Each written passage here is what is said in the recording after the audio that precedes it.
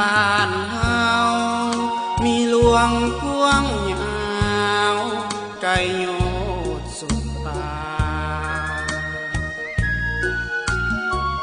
สายน้ำคลองไหลลิ้นมีทรัพย์ในดินสินในนามีค่าวัตถุโบราณเป็นมิ่งขวัญนานมาสูงเสียดฟ้าพระธาตุหลวงเวียงจันทน์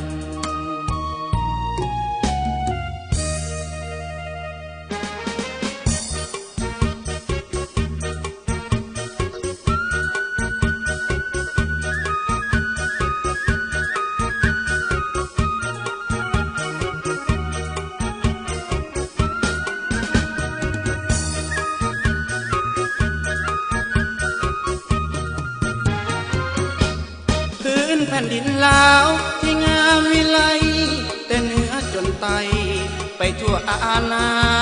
มีสายน้ำของล่องไหลลงมาสดสวยงามตาเชิญมาเที่ยวชมอุดมมั่งมีไปด้วยทรัพย์สินในพื้นแผ่นดินมีมานานแต่ปฐมผู้พาป่าไม้แห่งควายตามสายลมเสียงนกฮ้องละงมฟังแล้วเพลินใจของเก้าโบราณคู่บ้านคู่เมืองมีชื่อเรื่องลือดังก้องลือไกลตั้งแต่ภาคเหนือล่วงเลยสู่ใต้มีอยู่มากมายเชิญไปเยี่ยมยามไปชมความงามเขตแค้นเสียงขวางถนนหนทางลงมือสร้างทำมีธงให้เห็นและดูสวยงามเป็นของคำคุณมิ่งควรนานมาองค์พระธาตุหลวงพวงสนกราบไว้ที่พึ่งทางใจในพระศาสนาเป็นที่เคารพกราบไหว้บูชาทรงเด่นเสียดฟ้าพระธาตุหลวงเวียงจันทน์ล่วงเลยลงมาภาคใต้ปากเซมีสวนกาแฟวัดผู้สูงสันงามสีทันดอนมากมายกายกันนาอัศจรรย์ธรรมศาสตร์สร้างมายังมีมากมายบ่ได้กล่าวย้อนนี่เป็นเพียงตอนที่พันล้านนาเชิญชวนเพื่อนมิตรพี่น้องลุงตามาไปเยี่ยมยามสร้างน้ำใจไมตรี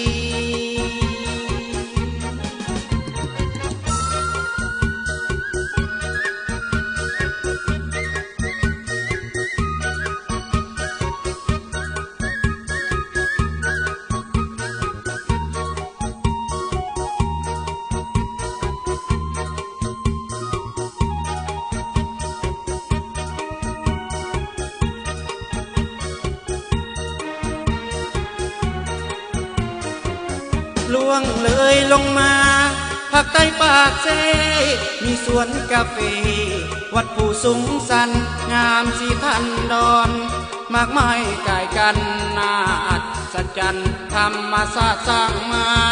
ยังมีมากมายบ่ได้กล่าวย้อนนี่เป็นเพียงตอนที่พันล้านนาเชิญชวนเพื่อนมิตรพี่น้องลุงตามาไปเยี่ยมยามสร้างน้ำใจไมตรี